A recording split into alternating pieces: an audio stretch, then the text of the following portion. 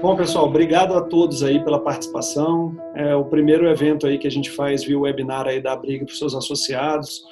Então, a gente teve um Café com Autoridade, que foi o primeiro evento presencial do ano, pouco antes da pandemia, né, vinha interromper aí a atividade de todos. Foi muito próximo com a presença do deputado Aguinaldo Ribeiro, acho que foi um dos últimos eventos presenciais que se pôde fazer. Logo em seguida, a gente foi assolado aí por essa pandemia que transformou a vida de todos nós e muito do profissional de RIG. Nesse sentido, a gente chamou alguns integrantes aqui do nosso Conselho Superior, que muito nos honram aí com a presença: Carlos Alberto Cidade, Guilherme Cunha Costa, nosso presidente, o Toninho do DIAP, figura ilustre aí que tem muito a contribuir com todos nós, o Rafael Favetti, que pediu, está no outro webinar e vai se conectar na sequência, e também do nosso Conselho de Ética, e nossa convidadíssima especial, Cláudia Lira, muito obrigado pela sua presença, sua participação, engrandece muito o nosso debate, a presença feminina aí que a gente queria destacar também aí, presente no evento aí da Abrig. Muito obrigado aí por ter aceito o nosso convite. Gente, o objetivo é a gente fazer um evento informal, onde a gente possa debater, conversar um pouquinho sobre o momento que a gente está vivendo, esse momento que é tão importante aí para o profissional de RIG. Eu acho que nossa atividade, nosso exercício profissional nunca esteve em tão alta conta dentro das empresas, o sentimento é esse. A gente tem percebido que o profissional de RIG tem sido muito demandado e não está se podendo abrir mão dele nesse momento, né? Isso que a gente tem vivido aí intensamente. As empresas estão começando a sentir isso muito grande. Então, se na atividade empresarial e na atividade associativa do nosso país o profissional sempre foi demandado, as empresas já sentiram essa importância, agora mais do que nunca está podendo se perceber que sem o profissional de RIG não dá, né? Se a gente sempre teve uma intervenção estatal muito grande no exercício da atividade econômica no Brasil, agora então isso nem se fala, isso agora se tornou evidente para todo mundo, né? Sem a presença e a participação do governo, a gente não conseguiria estar superando esse momento. Então, diante de todos esses desafios que se apresentaram para a gente queria debater um pouco com todos esse momento, falar também, né, a gente vinha vivendo uma crise de saúde pública, que se transformou numa crise econômica e agora mergulhamos numa crise política, tudo ao mesmo tempo e na mesma hora. E aí o nosso papel também de fazer a leitura disso tudo também se torna muito relevante. E é nesse cenário que a gente quer abrir esse debate, né, como a Abrig tem alguns canais de comunicação com o associado, dentro daquilo que é nosso mistério, né, que é comunicar, fazer a informação fluir entre os associados, capacitar também, como a gente tem diversos cursos de capacitação, promover o diálogo entre o público e o privado e brigar pela nossa regulamentação. Essas são missões da Abrig e, nesse sentido, a gente promove hoje esse debate online. Quem quiser participar com a gente mandando perguntas, sugestões, por favor, faça via o chat, porque a gente vai deixar os microfones fechados para que senão fica muito confuso ouvir. Pode fazer via o chat, as meninas da Abrig, a Joana e a Carol, vão estar administrando essas perguntas, repassando para que a gente possa estar respondendo a todos. Tá bom? Eu vou abrir aí para que cada convidado possa falar um pouquinho e das expectativas do evento e do dia de hoje, fazer alguns comentários iniciais, e aí depois a gente já sai debatendo e também com a participação de todos. Cidade, se você quiser começar aí. Muito obrigado. Convocado, eu aceito a convocação. Obrigado. Bom, em primeiro lugar, é uma grande satisfação e uma honra poder estar aqui nesse painel com todos os colegas da Abrig que estou vendo aqui no meu painel, né? Então, muito obrigado pelo convite, Luiz, e uma honra que eu pretendo corresponder aqui à expectativa. Eu acho que é muito importante a gente saber utilizar as ferramentas de comunicação à distância, né, para que possamos desempenhar a nossa atividade. E aí, o que me chama a atenção hoje é que o desafio da informação, que é a chave da nossa atividade, né, ficou mais grave.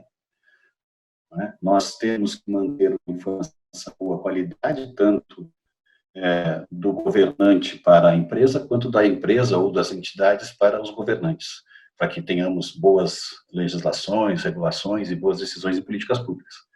Então, o desafio da informação à distância agrega, né, uma nova dificuldade, que é você levar, através dos meios de comunicação, a sua informação de boa qualidade, despertando confiança, né, e mexendo com aquilo que é mais imediato na relação pessoal, que é a empatia, né? Você tem que despertar a empatia para chegar naquilo que é o principal objetivo, e a manutenção da confiança na informação que você vai levar. Então, eu acho que o grande desafio é como fazer a informação chegar com boa qualidade através dos meios de comunicação. E assim eu encerro minha introdução aqui nessa webinar.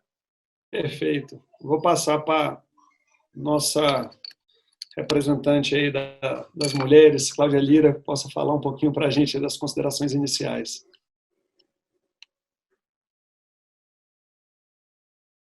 Prestigiam com a presença. Bom, saúde, economia e política foram as 3 palavras-chave, né, dos nossos desafios hoje, né? Então, e quando o desafio de uma crise ele é grande demais, pode levar ao tumulto de ações. Então, essa questão da informação que o Cidade está colocando, de levar essa informação, se misturar todos esses elementos complicados, né, de crise, eles podem nos levar a um tumulto imenso. E entre os ruídos, né, da nossa comunicação. E a crise, todo mundo sabe, aquela que todo mundo fala, é uma grande oportunidade, ótimo, mas o tumulto é um péssimo companheiro, é um péssimo conselheiro. Então, nesse momento de crise, quando a situação é grande demais, um tumulto, né, pode vir a ser grande demais, no meu ponto de vista, nós temos que nos voltar para os princípios que regem as relações, para os princípios que regem, no nosso caso específico, a RIG, né? E porque eles permanecem, os princípios permanecem, eles continuam, e é eles que nos devem dar sustentação para nos movimentarmos nesse momento, através dos meios de comunicação, e, no meu ponto de vista, esse é fundamento, né? Nós nos atermos aos nossos princípios e para que a gente possa levar essa informação, levar e trazer a informação de uma forma bem confiável, né? Então, eu acho que esse é o nosso grande desafio nesse momento. Perfeito, obrigado, Cláudia. Passar a palavra para o Guilherme, depois, na sequência, o Toninho comenta também um pouquinho. Bom, Luiz, muito obrigado pelo convite. É uma honra estar aqui debatendo com vocês um momento tão especial do nosso país e da nossa atividade que sofreu um baque. Essa é a grande verdade. A gente vem acompanhando a robotização de vários setores. Eu me lembro bem quando, a primeira vez que eu fui lá bater na porta da Cláudia Lira para saber alguma informação lá do Senado, a gente tinha que rodar uma manivela lá, pegar o processo e olhar na ficha do processo o andamento dele. Então, a gente verificou isso de uma forma muito intensa nos procedimentos que se tornaram tecnológicos. Mas eu imaginava que a nossa atividade ela ainda demoraria muito a sofrer isso que a gente está vendo. Agora, na minha opinião, perdeu muito o debate da política pública. A gente não pode, a gente tem que se valer dos meios de comunicação, a gente tem que se adaptar, é uma questão fora de contexto e de controle, mas o debate da política pública ela tem que voltar a ter tudo aquilo que a gente sempre teve, que é acesso à informação, que é você encontrar, por acaso, um detentor de informação que tenha confiança em você e você possa conversar com ele, você fazer as reuniões onde depois você possa ir num diretor, você teve com o ministro, um secretário executivo, depois você possa ir num diretor que ele encaminhe isso. É claro que é um momento muito especial e atípico, mas a gente espera e acredito que a Brig possa ter um papel decisivo nisso, porque a gente percebe vários projetos de resolução tornando esse modo momentâneo quase que permanente. A gente compreende, não tem outra forma, mas a gente espera que depois volte o momento onde a sociedade civil organizada possa debater os projetos para o bem do nosso país. Obrigado, Guilherme. Obrigado. Esse é um ponto que depois a gente vai abordar aqui, com certeza. O que você falou aí, pontou muito bem. Estava até tomando nota aqui, com certeza a gente vai ter que falar disso aí e de que forma a gente vai poder contribuir com esse debate, né? Da questão da nossa participação. Como é que vai se dar a nossa participação nesse novo sistema? Toninho, por favor, aí, com você aí a palavra, nosso mestre.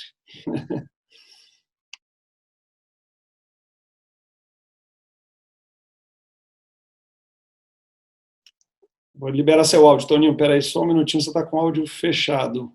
Ô, Bernardo, se você conseguir também fazer antes de mim.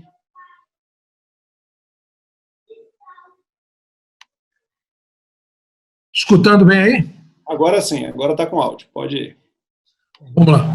Bom, em primeiro lugar, eu queria agradecer o convite, cumprimentar o Luiz Henrique pela iniciativa. Acho extremamente oportuno que se discuta o futuro das relações institucionais depois dessa experiência de isolamento social, que ainda estamos em curso, mas que brevemente deve ser encerrada. E minha ideia é, nesse debate, focar basicamente no futuro ou no pós-pandemia. Ou seja, vem uma série de transformações decorrentes dessa experiência de isolamento social que vão afetar de modo muito significativo a forma de viver, de conviver, de aprender, de produzir e de trabalhar, né? As pessoas, nesse período de isolamento, perceberam a importância da tecnologia e houve um salto tecnológico muito significativo. E outros também perceberam que poderiam enfrentar esse momento com menos dificuldade se tivesse tido cuidado de fazer alguma reserva, né? Então, isso significa dizer o seguinte, que no futuro vai haver uma revolução tecnológica muito significativa, com a automação, a digitalização de um lado, e de outro, as pessoas vão consumir menos, portanto, vão reservar um pouco do seu ganho para a poupança, já que foram surpreendidas sem nenhuma reserva nesse momento. Então, vem transformações significativas nesse sentido. De um lado, redução de produção, redução de emprego e de renda, e de outro, uma revolução tecnológica em que as empresas vão poder produzir mais com menos gente. Isso significa mais gente dependendo do Estado. E o Estado, por sua vez, vai estar no momento de recuperação das suas contas públicas, buscando aumentar a sua carga tributária. Então, nós vamos ter um ambiente de muito risco regulatório para os agentes econômicos e sociais, e os profissionais de relações institucionais vão ter um papel fundamental nesse momento pós-pandemia. Então, era isso que eu queria trazer como contribuição nesse primeiro momento. A gente está passando por uma experiência muito interessante, que é acompanhar à distância o funcionamento do Congresso. Quem não tem uma boa agenda de relacionamento com os poderes está tendo enorme dificuldade. É um ambiente em que o processo legislativo não é feito de forma na sua plenitude, porque há necessidade de consenso, há uma concentração muito forte nos líderes, não há espaço para divergência, as votações se dão de modo, da maioria das vezes, simbólica. Isso é muito preocupante, porque não há uma participação, um controle social em relação ao que está sendo decidido. Então, passado essa fase, nós vamos ter que repensar e reinventar a área de relações institucionais, mas que tenho certeza absoluta que tem um mercado enorme, tem enormes oportunidades, porque mais do que nunca vão precisar de orientação e de assessoria no sentido de evitar riscos regulatórios, seja do ponto de vista de restrição da atividade econômica, seja do ponto de vista de carga tributária ou de outras medidas que impactam o setor produtivo. Pois é, eu queria pegar esse gancho aí, Toninho, que você colocou aí no final da sua fala e também que o Guilherme colocou. E assim, a gente vinha numa crescente fazendo um trabalho muito forte na briga pelo credenciamento dos profissionais de RIG, principalmente dos nossos associados às casas do Congresso Nacional, né? Todo mundo que está aqui mais próximo em Brasília, mesmo os profissionais que estão em outros estados, mas que vêm constantemente a Brasília e frequentam o Congresso, sabem que a gente estava com uma dificuldade muito grande de acessar as casas do Congresso Nacional. Principalmente o Senado Federal, depois que ele baixou aquele ato da mesa, se não me engano, número 11, em que basicamente permitia que só os profissionais de imprensa acessassem ou tivesse crachá de acesso às dependências do Senado, né? E também os profissionais que são de representantes de associações nacionais, eles tinham credenciamento na Câmara, mas muitos do Senado foram suspensos. E essa dificuldade de entrar no Senado, às vezes, se dava também.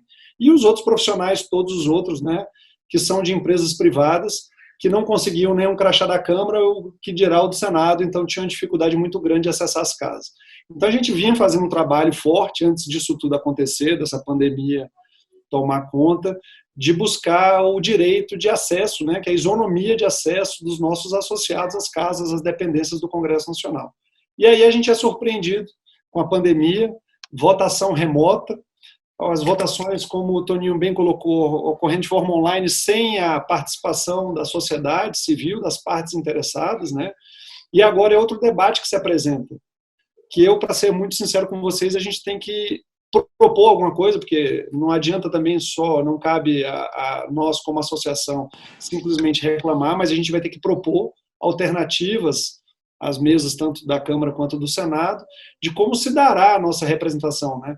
Porque, assim como o Guilherme muito bem colocou, essas votações online, mesmo com a pandemia passando, eu acho que boa parte delas vem para ficar.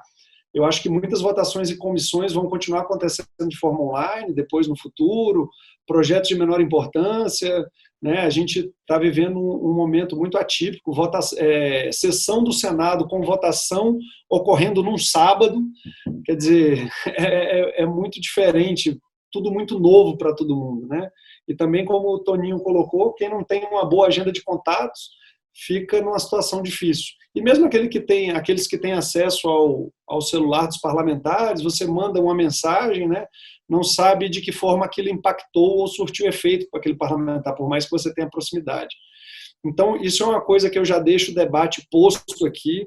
Eu queria ver se vocês imaginam alguma maneira da gente sugerir ou encaminhar alguma proposta ou se iniciar essa discussão dentro da BRIG, de como é que a gente vai apresentar alguma forma, né, de que o profissional de RIG possa ser ouvido ou possa participar desse tipo de votação.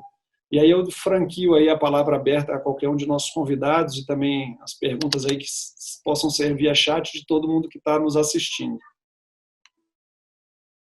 A questão, como bem a Cláudia colocou, o paradoxo, né, que nos se apresenta para nós, e o Toninho fez essa referência também, né, do desafio tecnológico, o desafio da digitalização, né, o desafio da conectividade, né. Todos nós vamos ter que nos habilitar a manusear adequadamente essas ferramentas, ainda dependentes de boa conectividade pelas empresas de telecomunicações, né. Mas, como a Cláudia falou, o que mais vai ser importante nesse segundo tempo são os valores que nós temos e como observar esses valores na condução, né, nós e os parlamentares e os governantes, como esses valores vão presidir as relações, né? Como esses valores vão efetivamente se sobrepor a expectativas políticas, a disputas eleitorais, ou, enfim, como que esses valores vão efetivamente se consolidar para que possamos exercer uma democracia através de meios virtuais, um monitoramento virtual até bastante possível, né? Mas a advocacy, né, a representação de interesses, ela se dá de forma presencial, ela é muito mais efetiva quando ela se dá de forma presencial. Então, nós temos realmente um grande desafio, mas o desafio principal que eu vejo é o desafio dos valores se sobreporem, né, os valores constitucionais, os valores legais, os valores morais, né, se sobreporem aos valores políticos, democráticos, se sobreporem a outros interesses. Luiz, eu posso comentar? Por favor. Eu acredito que a gente pudesse pegar um viés de pegar talvez uns 3 pontos, como, por exemplo, avaliar deputado pela quantidade de projeto que ele apresenta, isso é um crime contra a política pública. Então, esse seria um ponto. A gente tem que colocar uma outra forma de avaliar o político. E a gente tem que também entender que se nós fôssemos deputados, a primeira coisa que a gente faria quando a gente ingressasse no Congresso Nacional seria apresentar 100 projetos de lei, porque a sociedade, ela entende que o deputado está ali para produzir lei, produzir norma, né? Se a gente parar para pensar que desde a época da Constituinte até agora foram mais de 6 milhões de normas, a agência que você interage, Luiz, a NTT, desde a sua criação, ela colocou uma norma por dia útil para valer. Então, isso é uma loucura. Então, acho que esse é um ponto que a gente poderia colocar para aí depois tentar abordar algumas outras coisas. Então, por exemplo, a produtividade dos parlamentares. Ora, vocês lembram bem que os deputados chegavam em Brasília na segunda-feira, tinha sessão na terça o dia todo, na quarta o dia todo, na quinta-feira o dia todo, e eles iam embora na sexta-feira. Hoje, como é que acontece? Eles chegam aqui na terça-feira depois do almoço e vão embora na quinta-feira antes do almoço.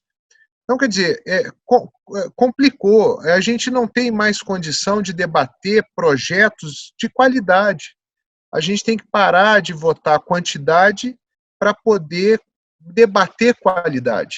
Eu acho que esse é a grande vertente da gente entrar com esse debate de que a gente precisa ter uma reorganização dos trabalhos do Congresso Nacional, porque se a gente entrar falando, não pode ser por videoconferência, tal, a gente vai estar meio fora, contra a maré. Eu me lembro, o professor Miguel deve ter isso mais facilmente, foram feitos alguns estudos sobre a produtividade dos parlamentares, e eles tinham uma proposta de, por exemplo, trabalhar 2 semanas seguidas, ou 1 semana seguida, folgava. Talvez a gente pegar isso e apresentar como uma coisa estruturada. Concordo com você, Luiz, não dá para a gente ficar reclamando. Mas também, se a gente for remar contra a maré, para falar, não pode ser virtual, vamos estabelecer o que pode ser virtual. Vamos, projetos de menor impacto, tal, tudo bem, projeto, né, vamos bolar alguma coisa, e a gente tem pessoas muito qualificadas que podem apresentar uma coisa concreta para a gente ir para o front com uma proposta organizada. Perfeito. Não, e só para esclarecer também a forma como eu coloquei, para não parecer também que eu estou contra as votações virtuais, é claro que no momento que a gente está vivendo, é fundamental que as decisões, né, que as votações ocorressem de forma célere, e em virtude do distanciamento social que nos foi imposto, só poderia se dar dessa maneira, né, virtualmente. Então, assim, a gente apoia as votações virtuais, mas eu acho que a gente também tinha que ter algum mecanismo para participar dessa discussão, né? E aí eu vou trazer aqui já duas observações aqui do bate-papo, uma do Julien, e ele coloca aqui muito bem que, assim, essas votações ocorrendo como estão ocorrendo, no sábado, né, no Senado ocorreu uma no sábado, outro dia também teve uma medida provisória que era de grande relevância, e a votação dela estava se dando também numa sexta-feira. Então, assim, não tem mais dia para votação, a gente também não consegue acompanhar.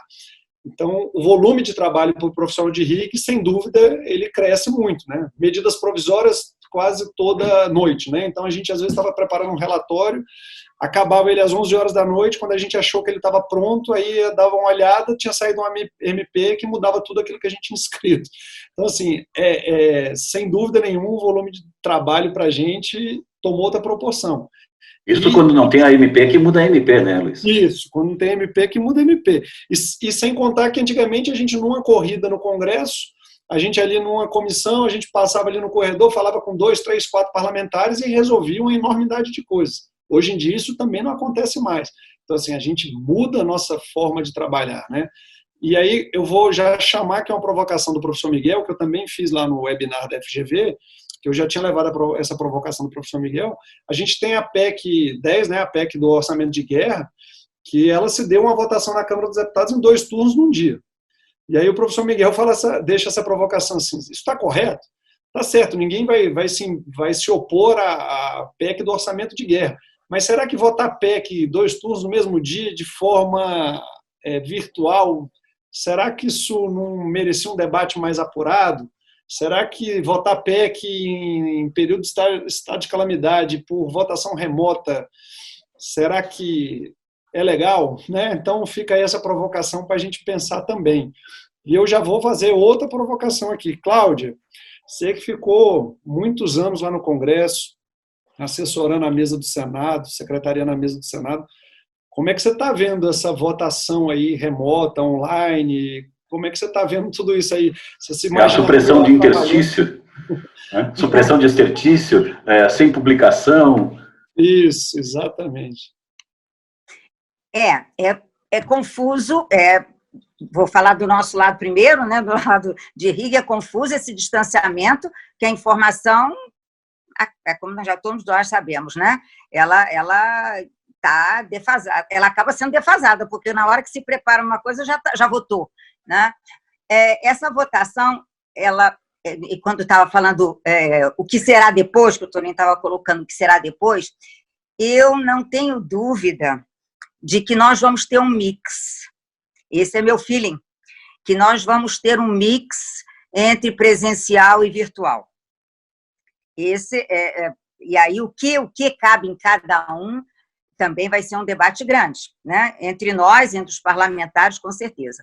Eu não tenho dúvida de que isso veio de alguma forma para ficar. Agora, voltar, repetir. O que será em cada um, aí está o debate, né? Porque, de toda forma, não que eu esteja 100% de acordo, o que eu vou dizer, já quero antecipar isso, né? Essa forma online, ela agiliza. Isso ninguém pode ter dúvida de que ela agiliza. Ela diminui a participação, com certeza, estou falando óbvio, ela diminui o debate, né? Então, ela precisa ser usada, se esse mix que eu estou prevendo vier mesmo para ficar, ela vai ser necessário de distinguir o que é o quê. Uma PEC, tanto que houve um debate enorme, né? Ninguém quis mais votar PEC nesse tipo de votação, mesmo porque a participação todos os senadores, ela também se diminui. Nossa participação, não tem dúvida, mas a deles também. Isso também é um debate grande, né? E aí houve a fala, né? A relevância que se deu aos líderes, né? Então, o debate é diminuído, é difícil de trabalhar para eles e para nós, para todos os que estão envolvidos na confecção da norma jurídica, mas nós vamos ter que nos antecipar e pensar nisso, né? Nesse futuro, como o Toninho estava colocando, né? É bem pertinente tudo isso.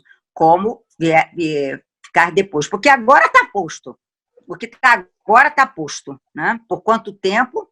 Ainda não sei, enfim, até junho, enfim. Mas o que nós temos que nos antecipar e pensar no depois, né? Isso sim.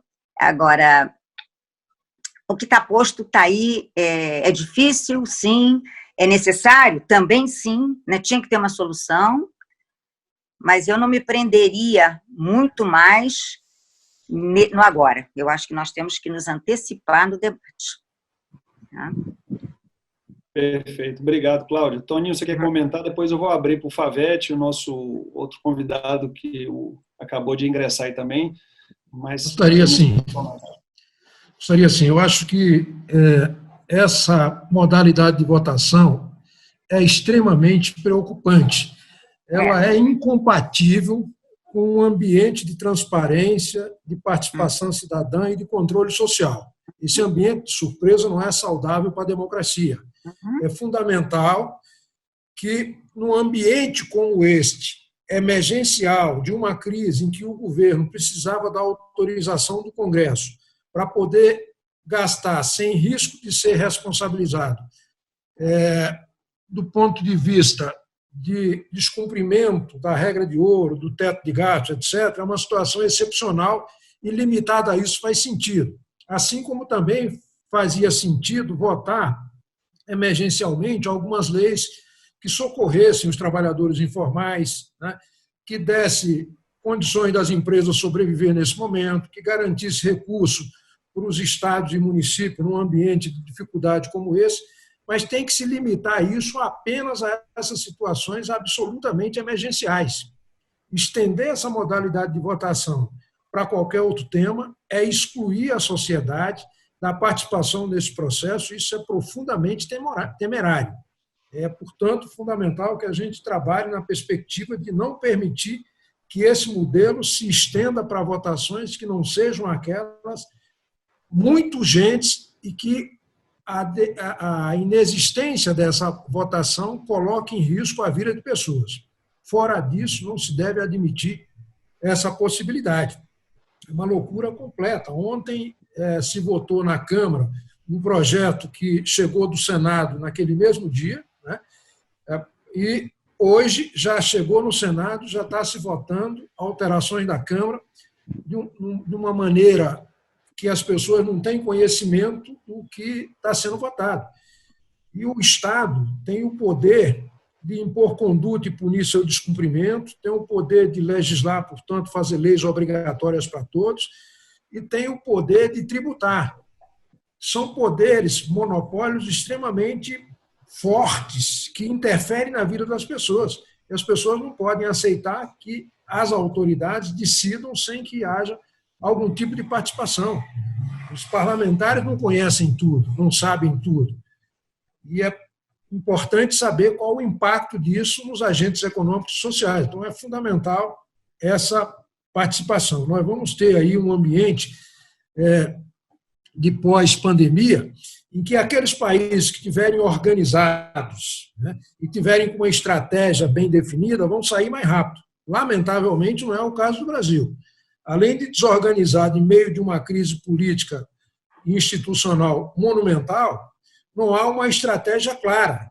A divisão no interior do governo, a divisão da sociedade em relação ao governo. Então, é um ambiente muito preocupante e um ambiente tumultuado como esse.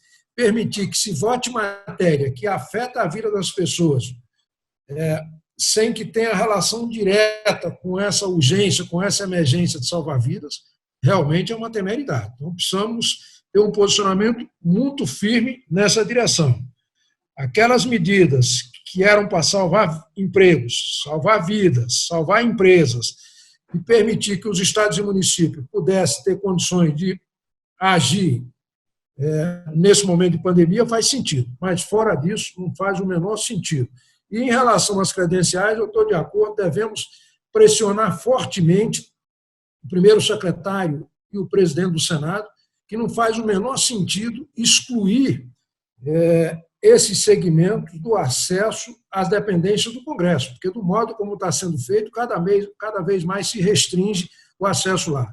E eu tenho informações que tem várias pessoas que têm credenciais do Senado, mesmo proibida, porque tem relação pessoal com o primeiro secretário. Então, é uma matéria que deve ser institucionalizada, que deve se estabelecer critério, e acho que todos, indistintamente, devem ter acesso às dependências. Não digo ao plenário, né, mas às dependências do Congresso, para acompanhar presencialmente as reuniões, isso é fundamental. é um cerceamento à fiscalização, ao controle, à participação cidadã, a ausência de credencial para esses profissionais que atuam nessa área. É bem por aí, já te passo aí.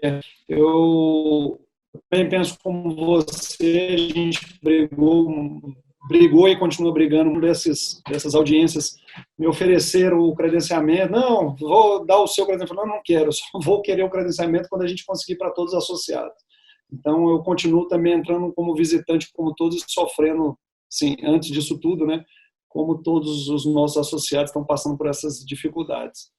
Se me permite só um ponto, Luiz Henrique, antes do Guilherme falar sobre essa questão. Por favor, Favete, eu vou passar para você também. Todas as vezes, ao meu mestre de sempre, Guilherme Cunha, que é o seguinte: eu fiquei muito impressionado quando, na CPI das fake news, o repórter acho que do Terça Livre falou que conseguiu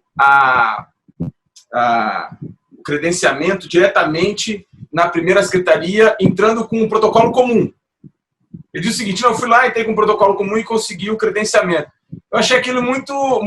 Ele pegou um dia muito bom, eu acho, lá da primeira secretaria. Né? Ele pegou um dia completamente atípico aí da primeira secretaria. Isso só para dizer que, antes de ouvir o meu amigo e meu líder Guilherme, que, evidentemente, há uma política de credenciamento também. Uma política mesmo, não política pública, mas uma política de credenciamento ainda vigente no Congresso Nacional. Uma política discricionária, você está dizendo. É uma política torta. Uma política com P pequeno. Isso. É isso aí, uma política torta. E igual como me foi oferecido para, tipo assim, vamos parar, não traz essa discussão, não, vou te dar sua credencial e vamos parar a discussão. Eu falei, não quero a minha credencial, eu quero resolver um problema de um grupo de profissionais que precisa estar aqui, para estar desenvolvendo uma atividade. A gente não está pedindo nenhum favor, né? É um direito nosso acessar as casas legislativas para desenvolver um trabalho que, inclusive, é reconhecido pelo Ministério da Economia, né? Estamos na CBO, graças a Deus, e vamos continuar brigando para a regulamentação para cada vez mais disseminar esses problemas que a gente tem. Guilherme, por favor. Então, senão daqui a pouco a gente vai ter um chipzinho, né, para poder acessar o computador, que talvez até, dependendo como é que a coisa caminhe, poderia ser até um avanço. Mas eu acho que o Toninho tocou numa questão aí muito importante, que é como é que a gente vai sair dessa situação. Diferente de outras que a gente viveu, essa é uma situação mundial. A crise, ela é de todos os países, então você não tem um lugar para você destinar a sua produção, ou mesmo escoar aquilo que você vier a produzir. E realmente, como a Cláudia também colocou, um momento político tão complicado que impossibilita você planejar. Então, assim, realmente a situação ela não é fácil, e o Luiz colocou isso muito bem. Cada vez mais as empresas, as corporações estão precisando da gente para poder acender essa lanterna. E eu queria colocar alguma coisa aqui, com a alta do dólar a esse preço, talvez a nossa alternativa, não estou vendo muito outra, seja para as exportações, porque a gente passa a ser muito mais competitivo.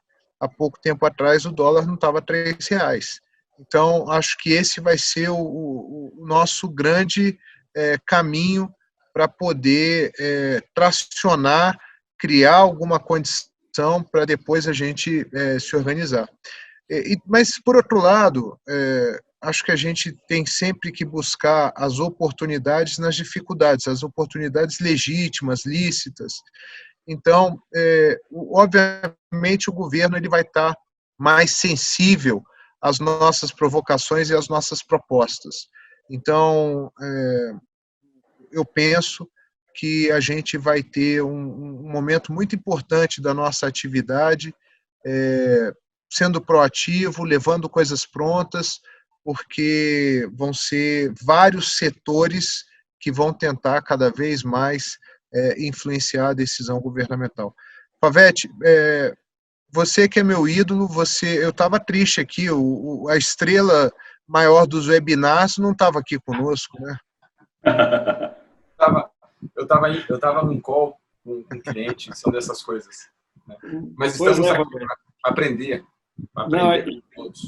E eu falei que você estava fazendo falta, já que você ia fazer esse papel aqui de me ajudar pela experiência que você está aí, de tanto webinar aí que você está participando, fazer esse papel aí de me ajudar nessa mediação, e eu já ansioso aqui pela sua chegada. Mas aproveitar que você chegou, já vou te jogar uma bomba aí para a gente mudar um pouco o foco agora da discussão, poder esquentar um pouco mais.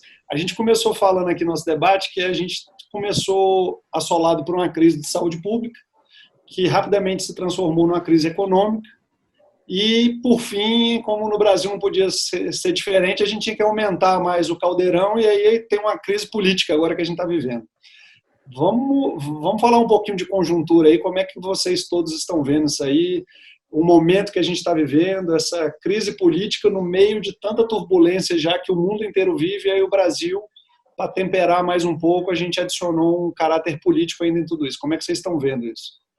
Bom, eu acho que a figura da crise de saúde, ela não é tanto de saúde, eu acho, é mais uma crise de gestão da saúde. A questão que a gente enxerga tanto na expectativa do achatamento da curva é para que a capacidade dos hospitais aguentem aí a resposta às pessoas infectadas, e isso mostrou a questão de gestão. Sobre isso, duas coisas. A primeira delas, o brasileiro conheceu o SUS, né? Isso está sendo muito bom para todo o sistema SUS, e evidentemente eu acho que ao final disso tudo, o Ministério da Saúde, especialmente o SUS, vai sair fortalecido dessa. Isso quando o SUS falar, eu acho que o mercado da política vai escutar agora com os dois ouvidos, porque antes eu escutava com um, né? Ou às vezes passava daqui para lá. Agora acho que o SUS se tornou um player fundamental, pelo menos na escuta daqui para frente, como são outras instituições que ganharam esse local de fala com o tempo. Exemplo, o Ministério Público, que na década de 90 falava sobre políticas públicas e ninguém escutava. Após a Lava Jato, que o Ministério Público fala, todo mundo vai lá e escuta. Eu acho que o SUS, o Ministério da Saúde, conquistou um lugar que não tinha ainda. Ao contrário. Então, acho que a primeira questão, e a crise, na verdade, é da gestão da saúde. Uma segunda situação, para apimentar mesmo, eu não acho que a gente tem crise política.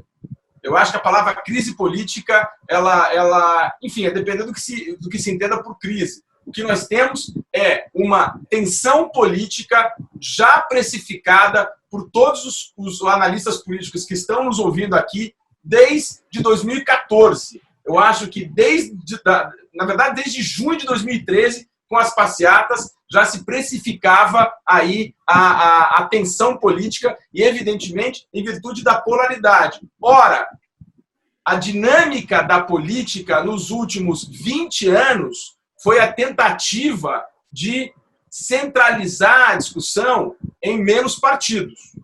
Não que isso acontecesse na realidade, mas essa foi a tentativa. A prova da minha tese, o que o Supremo fez, a prova da minha tese, a legislação que o próprio Congresso fez em relação à cláusula de barreira. Em outras palavras, todo o sistema político sempre pensou em diminuir aí a quantidade de pessoas, de partidos que falam de política. E é claro que quanto mais isso se aproxima de uma realidade, mais a polarização vai acontecer.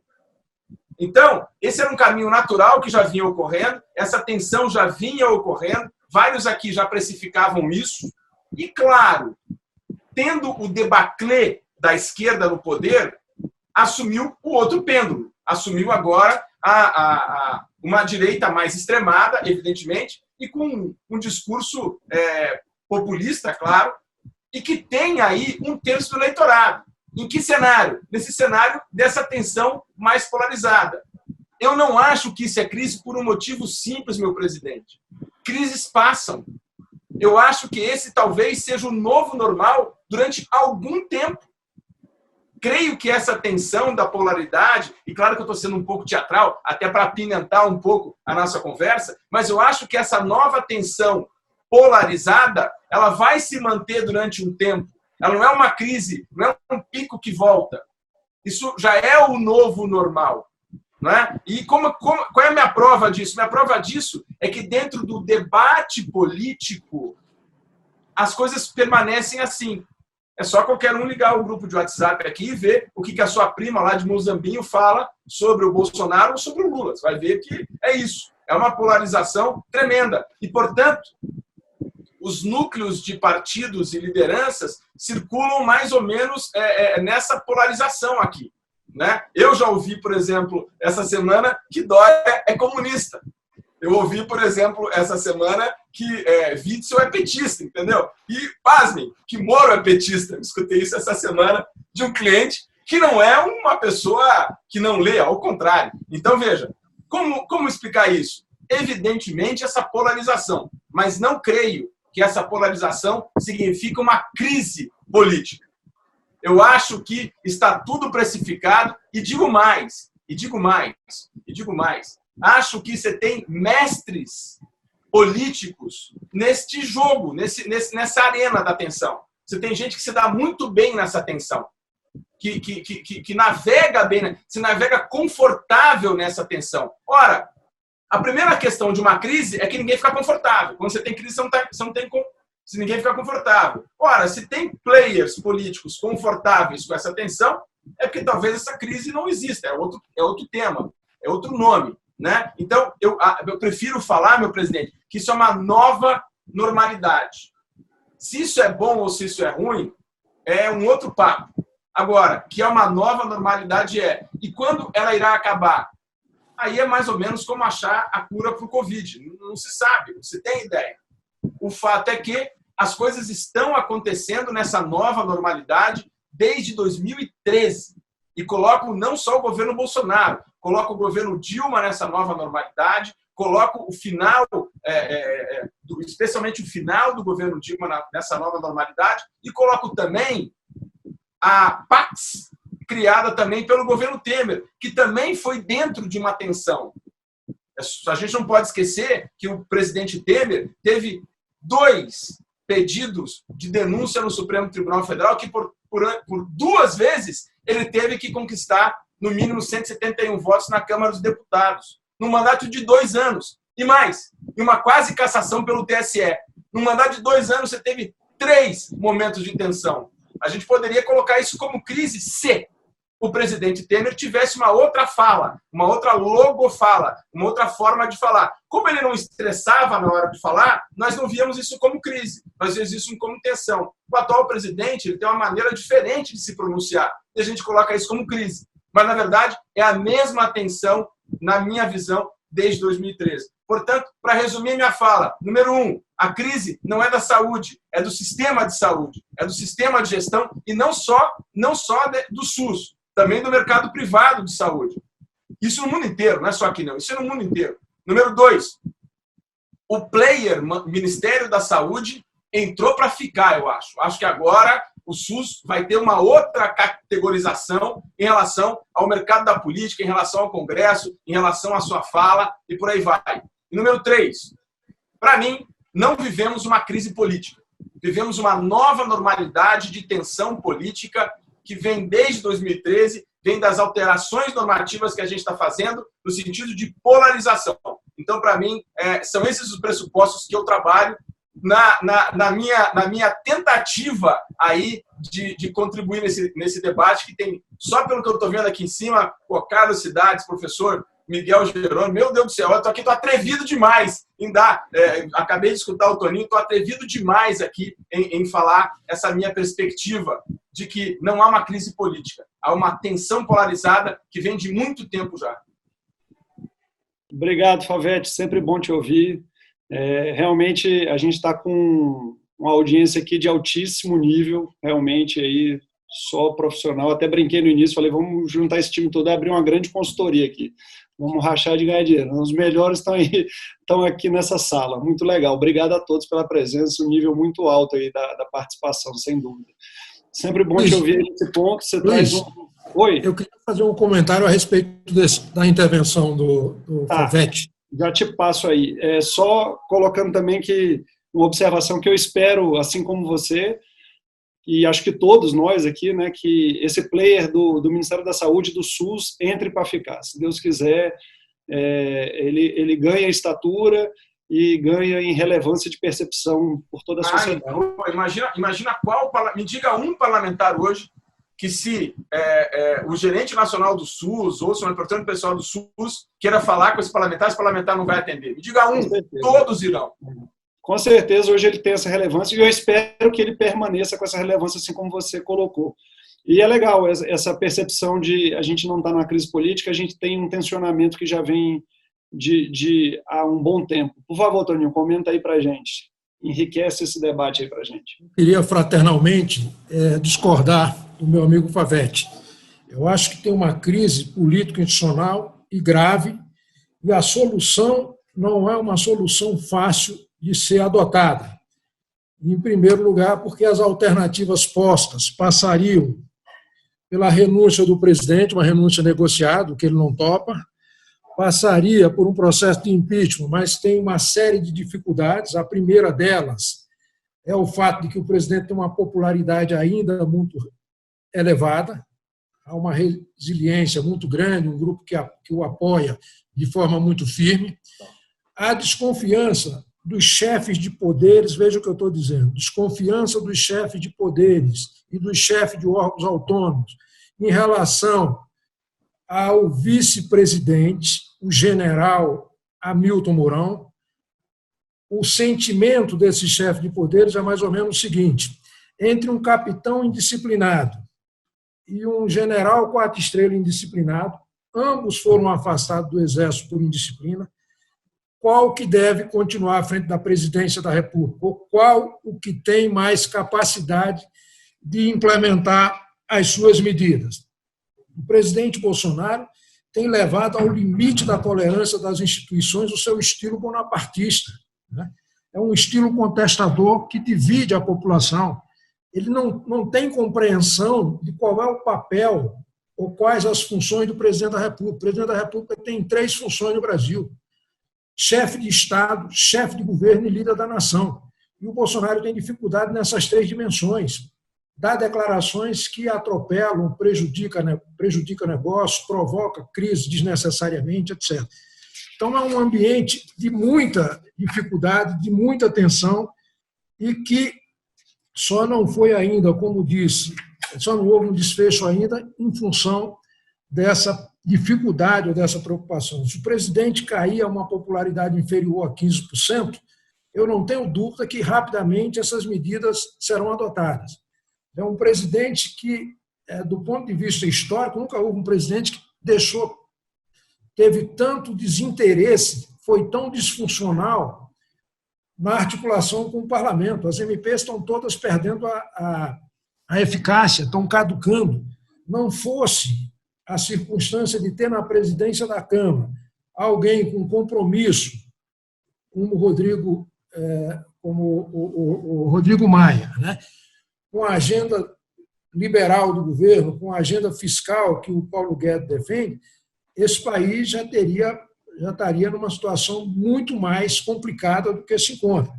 Então, eu acho o seguinte: se houver uma queda de popularidade do presidente, de um lado, e o vice-presidente fizer declarações no sentido que mantém a democracia, de que não disputa a reeleição, de que não mexe nas emendas impositivas nem nos fundos eleitoral e partidário, e que não vai mexer, que vai manter a agenda econômica, se ele der essas declarações, imediatamente, mercado, Congresso, setores sociais, todo mundo vai apoiar a substituição, porque ninguém aguenta esse tipo de descompostura, falta de etiqueta, de liturgia no exercício do cargo. Então, eu queria fazer essa ponderação, que isso não é o novo normal, não pode ser o novo normal. É tanto que já se cogita, veja o que eu vou dizer agora, já se cogita adotar no Brasil o semipresidencialismo para não permitir que no futuro um presidente com as características do Bolsonaro possa assumir com tantos poderes, com o poder de chefe de Estado, chefe de governo e líder da nação. Querem criar um modelo em que haja um primeiro-ministro que atue como chefe de governo e o presidente se limita às funções de chefe de Estado e, eventualmente, líder da nação, mas sem maiores influência nesse processo. Além disso, eu acho que também vem uma onda muito forte de descentralização, de fortalecimento dos entes subnacionais. Não fosse a prudência, o empenho, a dedicação de prefeitos e governadores, nós teríamos já uma tragédia no Brasil do ponto de vista de mortes. Estamos nos aproximando de 10 mil mortes, já teriam sido 100 mil se não tivesse tido essa atitude de isolamento social por parte dos governadores e uma prudência do ministro da Saúde, que teve o cuidado de não sair recomendando medicamento sem ter sido previamente validado. Então, esse tipo de improviso, esse tipo de atuação, não queremos para o Brasil, ninguém quer para o Brasil, é muita instabilidade. Então, não acho que isso seja um novo normal. As pessoas estão avaliando custos e benefícios, vantagens e desvantagens de trocar o presidente pelo seu vice. E, por enquanto, estão mantendo o presidente com medo de que o vice possa ser menos democrático ou que possa colocar em risco a democracia, o sentido republicano. Mas o fato é que isso não é novo normal, não deve ser novo normal. O presidente da República tem que ter responsabilidade, tem que unificar o país, trabalhar com a cooperação. Isso vai atrasar a saída do Brasil enormemente dessa crise, dessa pandemia, em função daquilo que eu falei originalmente. Quer dizer, vai haver uma redução, uma contração da atividade econômica, vai haver uma redução de arrecadação e também um aumento da desigualdade. E isso vai, se não tiver um presidente proativo, que se articule, que pacifique o país, que crie uma base de sustentação programática para aprovar a sua agenda, criar enormes problemas para o reequilíbrio do país. Então, seriam essas ponderações e esses comentários que eu queria fraternalmente fazer e discordando do meu amigo Favete e portanto, reiterando aqui essas minhas convicções. Toninho, você não sabe a minha alegria de ser discordado por ti. A alegria para mim é enorme. Agora, porque a gente consegue dialogar aí com isso. Mas eu quero retomar, porque a palavra crise vem de julgamento, e julgamento quando você tem uma quebra da homeostase biológica das instituições e elas, em julgamento, não sabem para onde ir. Quer dizer, a definição de crise política é essa, e por isso que eu acho que não tem essa definição. O que você comentou, Toninho, na minha visão, não é crise política, é crise social, que daí é um outro patamar. O que você me disse é que há uma liderança, a liderança que está no poder hoje, que incentiva aí a sociedade a entrar num debate que é ruim, que não é um debate humanitário, que não é um debate civilizatório. Ok, é uma percepção, e isso pode sim estar acontecendo, e aí é uma crise social, não uma crise política. Porque, veja, eu vou te dar os últimos dados. O presidente da República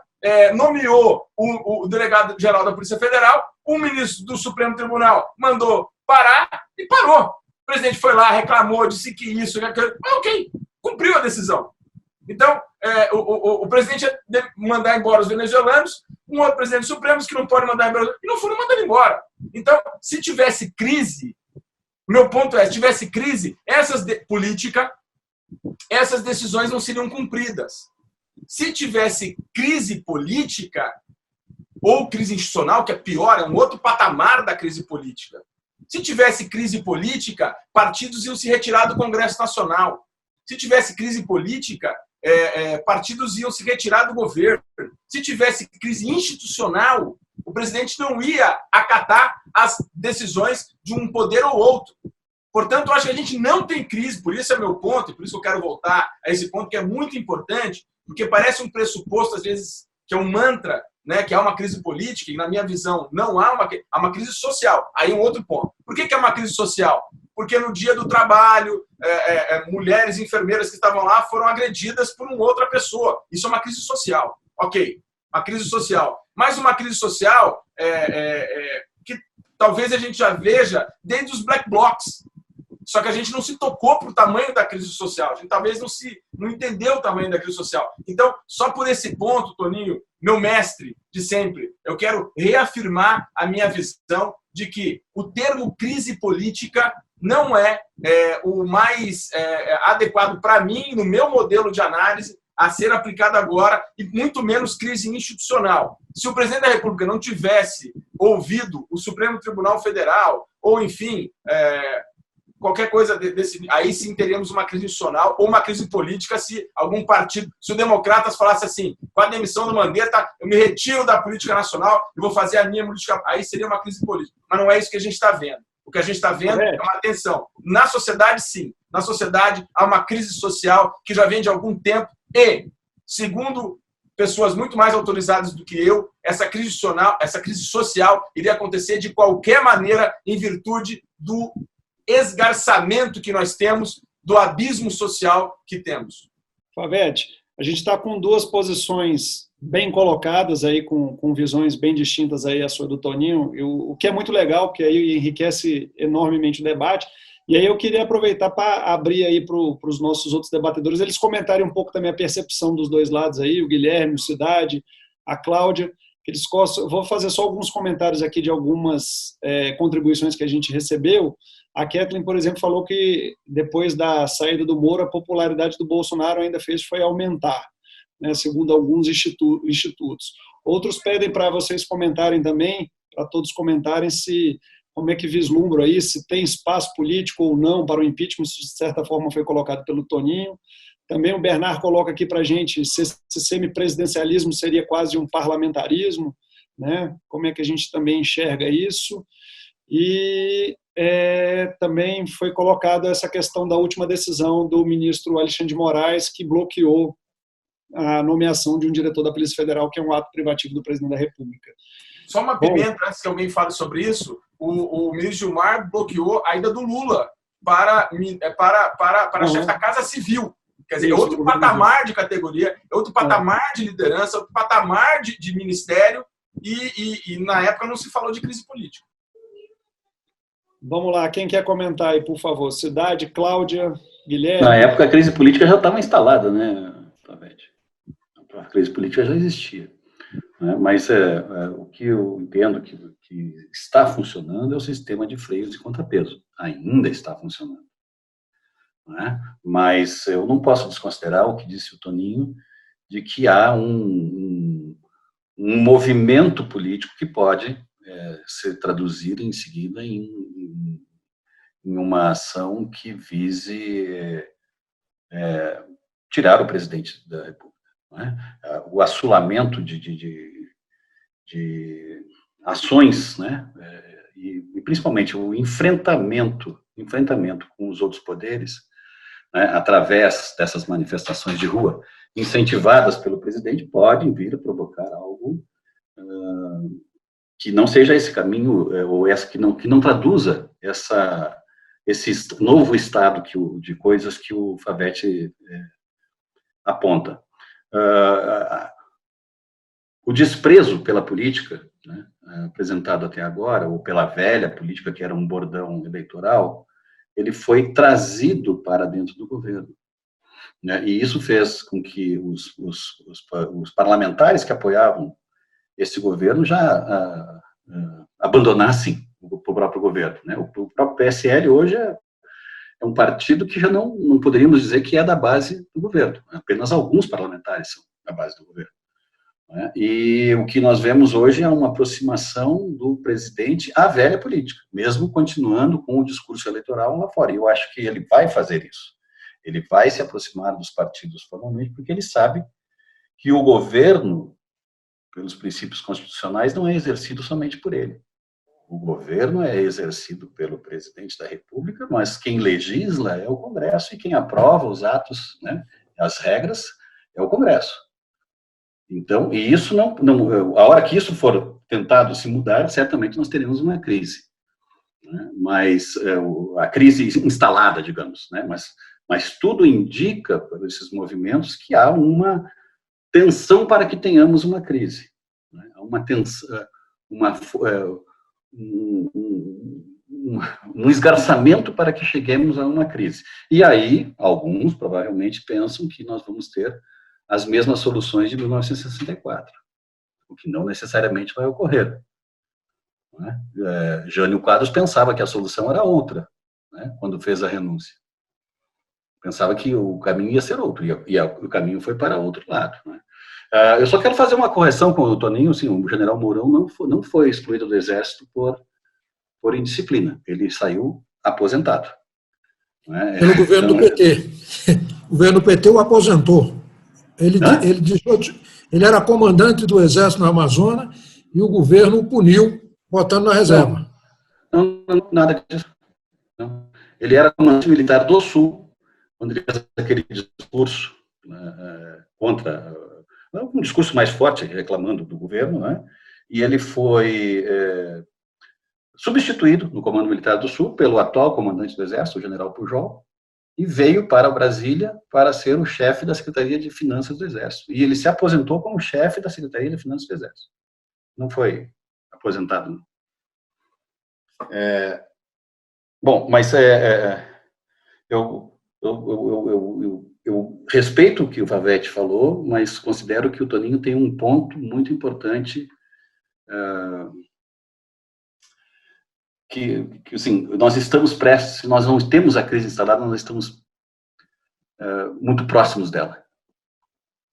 Concordo que os poderes, que o equilíbrio dos poderes, o sistema de freios e contrapeso ainda funciona, mas a tensão pode levar a um destempero maior.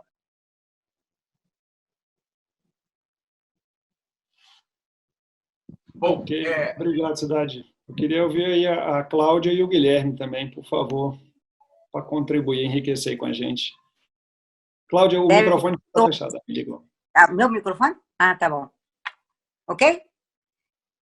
Até eu vou pedir desculpa, eu vou fazer, porque eu estou com o meu WhatsApp aqui do trabalho pipocando. Então, me desculpe, mas eu vou fazer minha participação e vou precisar pedir licença. Eu já tinha até avisado isso, né, antes. Bem, a gente entende que o momento aí para todos os profissionais de RIG está complexo, a gente sabe, fica à vontade, mas se você puder contribuir um pouquinho antes de sair, a gente quer te ouvir.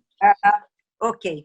É claro que cada um de nós tem a sua tendência, a sua ideologia política, enfim, de preferência, de estima, né?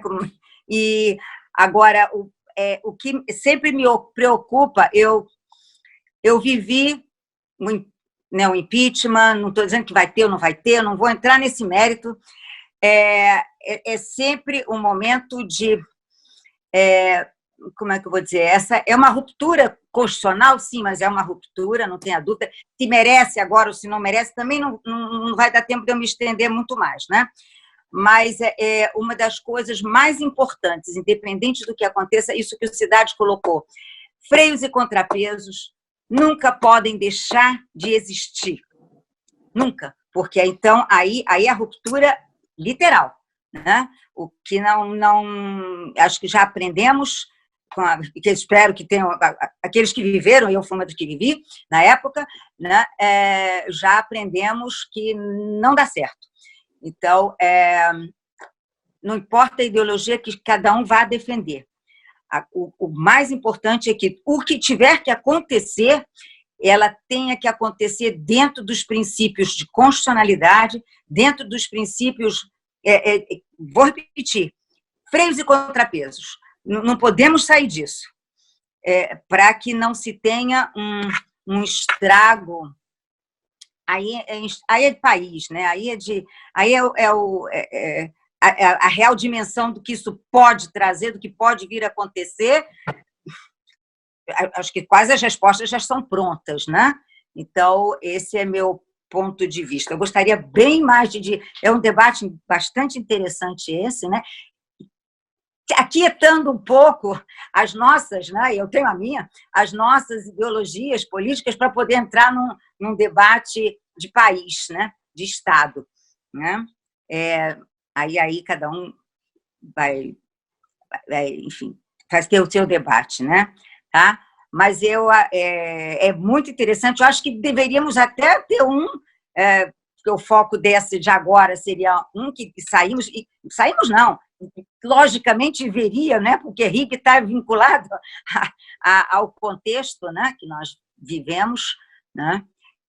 Mas acho que é um debate que é bom de continuar e ver. Mas nós não temos respostas prontas. Esse é o que muitas vezes mais me assusta, né? Não temos resposta pronta, vamos ter que viver, tá bom? Mas eu agradeço imensamente poder participar. Vamos ter a gravação, né? Estamos gravados, não é isso? Vamos, sim, está sendo gravado, Cláudio. Depois a gente vai disponibilizar também nas redes aí da Brig, e disponibilizar para todo mundo aí, que todo mundo possa acessar na TV A Brig também no YouTube, para todo mundo possa assistir também. Tá? Muito obrigada e me perdoe, mas eu vou ter que atender agora. Tá bom? Não, a gente que agradece aí sua participação, sua contribuição, enriqueceu bastante o debate aí, representando aí todas as mulheres da Brig aí. Muito obrigado pela presença, Cláudio. Eu aprendo. Muito obrigada. Tá? Tchau, tchau. Tchau. Tchau, Cláudio. Obrigado. E aí, Guilherme, agora sobra para você a missão mais fácil, para você tentar amarrar todas essas pontas aí que foram colocadas. O que você acha aí de tudo que foi posto aí, tudo que foi dito? Luiz, eu concordo com todo mundo, eu não estou querendo dar uma aqui de, sabe, meio termo, não, é porque a briga está semântica. A gente tem uma crise política ou não? Ou se você pegar o que o Favete falou, que há um governo hoje que gosta da tensão, e que desde 2014 essa temperatura é que a gente tem que viver. Se você pegar o que o Toninho falou, precisa entender como é que vão ser esses atores, né? Como é que esses atores vão se comportar. Isso vai ser fundamental. E aí você pega também o que o Cidade falou, olha, o jogo começou, eu acho que está todo mundo falando a mesma coisa. E também a Cláudia, quando fala o seguinte, é impossível prever. Concordo, é impossível prever. O que eu percebo é que o jogo, a bola entrou em campo. Né? Se vai para um lado, se vai para o outro, não dá para a gente saber, porque não é um jogo de 90 minutos, é um jogo de 180 dias. Né? Então, mas na minha opinião, a gente vai ter que olhar para duas coisas muito importantes. Como é que vai se comportar um ator político muito importante, que foi dito aqui, e o povo. Isso, e aí a tendência é que tenha um voto de manada para um lado ou para o outro. Né? Porque o político, quando ele sente o cheiro da vitória, ele vai para um lado que vai ganhar. Isso a gente já sabe como é que se comporta. Então, o fato, a gente percebeu que não é uma coisa tão importante para o impeachment. Né? Infelizmente, a gente percebe que o fato é muito mais político do que o fato mesmo. E, por fim, muito triste a gente estar vivendo esse momento da saúde do nosso país, e não tem dúvida que houve uma guerra política muito grande em torno de vidas. A gente tem uma dificuldade enorme de entender o que está acontecendo nesse processo. Eu me julgo uma pessoa que vou atrás de informação e confesso que tive muita dificuldade para botar minha cabeça no lugar e começar a compreender exatamente o que está acontecendo. Hoje eu julgo, e não tem muito tempo, a gente já está há mais de 40 dias aí enclausurado, não tem muito tempo que eu comecei a entender efetivamente o que está se passando, e infelizmente um cabo de guerra muito grande, quando a gente precisaria estar vivendo uma união. Mas a gente lida com política, a gente sabe que isso seria utópico, né? Pintou o cheiro de sangue, vai todo mundo lá querer dar a sua beliscada e ver para que lado vai a maré, para poder botar o seu bote e desaguar lá na frente. Vamos ter que... Sem querer te interromper, Guilherme, desculpe, me parece assim que o cabo de guerra existe muito evidentemente na comunicação, ele é muito evidente na comunicação. O cabo de guerra é tenso. Não é? Mas quando você olha para as decisões de enfrentamento da crise, você vê que o governo encaminha decisões e o Congresso, ou proposições, e o Congresso, aquelas que dependem do Congresso, têm sido aprovadas, ou seja, o sistema presidencialista brasileiro, que prevê, né, a interação entre o Executivo e o Legislativo, ele está ocorrendo, mesmo tendo ocorrido esse esfacelamento, não diria, mas essa essas defecções na base presidencial. Os partidos que não necessariamente eram da base presidencial continuam deliberando na crise para o enfrentamento da crise adequadamente. No pós-crise, né, se o presidente conseguir construir um sistema de coalizão que ele tanto condena no discurso eleitoral, mas que o favoreça para governar, nós poderíamos continuar com a aparente crise ou com a disputa com o cabo de guerra de comunicação, mas o governo continuará, se houver essa possibilidade de construção de uma coalizão parlamentar que continue apoiando o governo no pós-crise. E isso, certamente, o presidente e seus assessores terão que ter a habilidade de construir. Mas se isso não ocorrer, poderá vir aquilo que aconteceu com o Sarney, que perdeu um apoio e aí perdeu um ano de mandato, com o Collor, que perdeu o apoio parlamentar e perdeu o mandato, e ele mesmo reconhece isso, né? E com o governo Dilma, que quando perdeu o apoio parlamentar, perdeu o mandato. Então, quando o presidencialismo de coalizão não funcionou, ou não manteve um apoio parlamentar, ocorreu a perda de mandato. Esperamos que isso não ocorra, né? Que nós tenhamos um país de pós-crise que seja possível ser reconstruído, sem mais uma crise política que possa vir a tirar um presidente. E Cidade, eu só colocar uma coisa aqui, Favete, que eu queria que você comentasse, porque eu acho que nesse episódio a gente tem um fator que foi um pouco diferente dos outros. A gente sempre teve, nos casos aí citados pelo Cidade, uma perda de apoio político no Congresso, isso é fato, e quando isso se dá, de fato, isso normalmente descamba por desfecho que todos nós conhecemos. Agora, nesse episódio, como essa perda de apoio político não estava muito claro e nem muito estável, vamos dizer assim, né, vamos colocar dessa forma, a gente percebeu que esses pedidos todos de impeachment, foram vários que surgiram lá, o presidente Rodrigo Maia inteligentemente os represou, porque não tinha até como dar sequência neles, até por falta de viabilidade política para que isso fosse dada sequência. Mas aconteceu um fato diferente, né? Ou está em trâmite no Supremo Tribunal Federal, e aí eu queria o comentário do Favete nesse sentido, para se investigar possível ou não crime de responsabilidade do presidente da República. Então, a gente tem uma inversão do papel. Quando isso ocorria pela Câmara ou pelo Congresso, né, com a abertura, com a tramitação do processo, com a deflagração do processo, do acolhimento do processo de impeachment, agora a gente tem uma inversão nisso. A gente está tendo um inquérito no Supremo, onde ele pode ter um desfecho que o presidente seja, talvez ou não, responsabilizado por algum ato no exercício do mandato. E aí a gente teria, talvez, um processo startado, não pelo um pedido, como tantos outros, como aconteceu no passado, mas pela uma decisão do Supremo Tribunal Federal. E aí é um cenário completamente novo, né?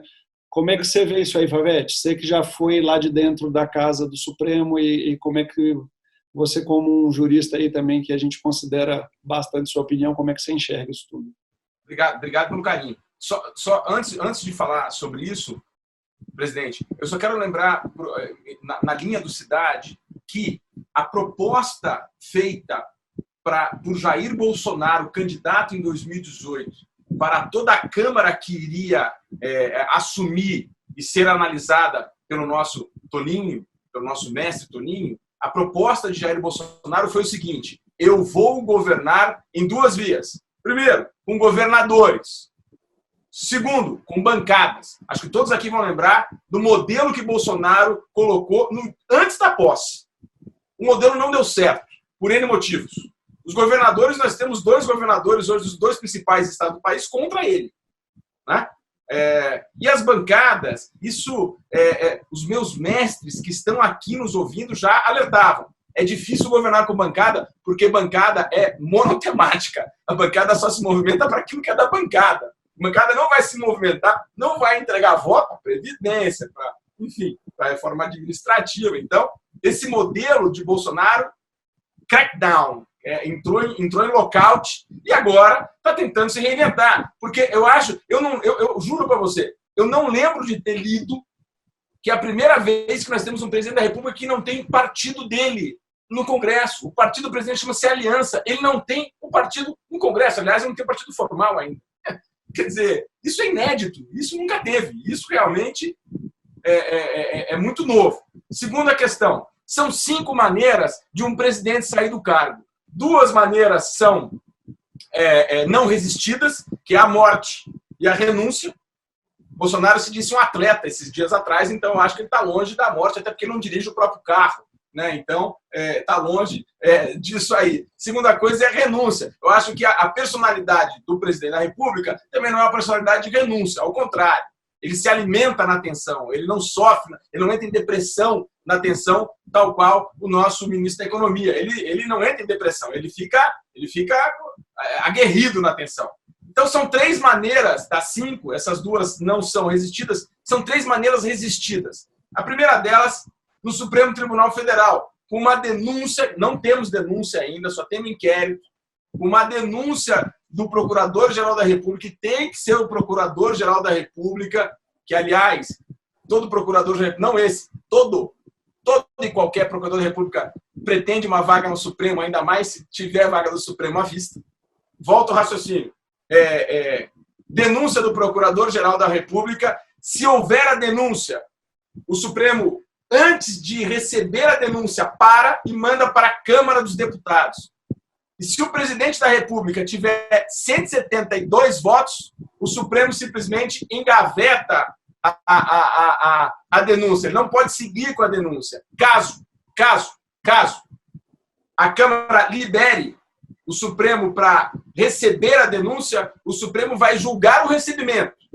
E se recebê-la, tem 180 dias para julgá-la. Se nesse período, nesse período, o presidente é afastado do seu cargo, ele é suspenso do seu cargo, e ele aguarda a decisão e assume o vice-presidente da República. Se a decisão final for pela condenação, o presidente é afastado para sempre. Senão, ele volta para o cargo. Essa é a teoria da primeira situação. A segunda situação, também resistida, é no caso do TSE caçar a chapa. Não temos pauta para isso, mas temos pedidos para isso. Especificamente o uso das fake news. Se isso acontecer, o TSE pautar, caça essa chapa. E aí sai Jair Bolsonaro e também sai o general. Sai os 2. Assumiria, portanto, o presidente da Câmara dos Deputados.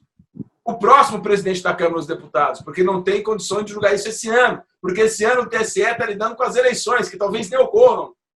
Talvez nem ocorram por causa do Covid. E que já tem aqui para a gente comentar isso também, mas a gente faz na sequência sobre o adiamento das eleições. Mas a terceira maneira de um presidente sair do cargo de maneira resistida é o impedimento. A Constituição não tem o termo impeachment. A Constituição usa o termo impedimento. Impeachment é uma coisa nossa aqui. Mas a Constituição usa o termo impedimento. Eu acho, e tem muito mais gente mais gabaritada, eu acho que não temos condições de impedimento por 3 motivos. O primeiro deles, 1/3 dos eleitores ainda é de Bolsonaro. Portanto, nós não temos margem do que aconteceu com Fernando Collor de Mello e nem com Dilma Rousseff. Segunda questão, tanto em Collor, quando Itamar estava lá, quanto em Dilma, quando Temer estava lá, os vices deram para o Congresso Nacional o seu modelo dali para frente. Qual é o incentivo de um parlamentar, tal qual foi dito aqui? Qual é o incentivo do parlamentar, como foi dito pelo Toninho? Qual é o incentivo de tirar o capitão para botar o general? Nenhum incentivo, a não ser que o general diga qual é o seu modelo de diálogo com o Congresso. Em outras palavras, se o vice não operar no bom sentido, evidentemente, se o vice não articular, não tem incentivo para um parlamentar votar pelo impedimento. Porque ele vai trocar isso pelo quê?